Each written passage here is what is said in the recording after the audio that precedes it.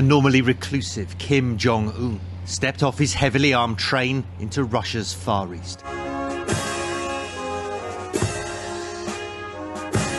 The North Korean leader is internationally isolated, but now seems poised to become a key arms supplier to Moscow, a sign of how desperate for allies the Kremlin has become. A visit at this level is a good message of broadening ties, the local Russian governor says, in an understatement of how significant this trip may prove.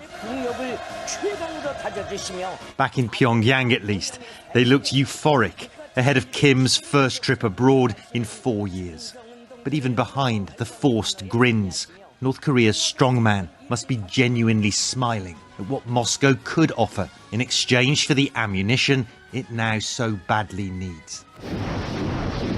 Russia's brutal conflict in Ukraine has become a grinding war of attrition, which may well be decided by which side can sustain almost constant pounding on the front lines.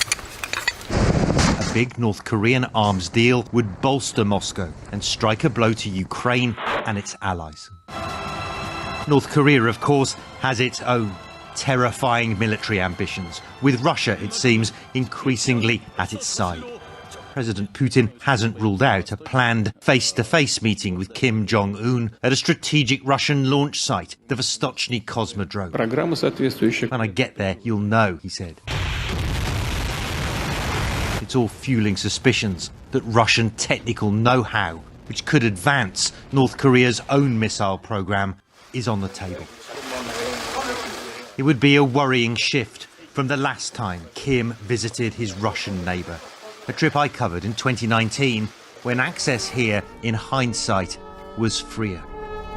Well, this is a rare glimpse of the reclusive North Korean leader. We simply don't see him very often in public, but here he is, dressed in his trilby hat and his long coat, about to lay a wreath at this Russian war memorial. But back then, curbing North Korea's nuclear ambitions was high on the Kremlin's agenda. Now it's winning the war in Ukraine at all costs.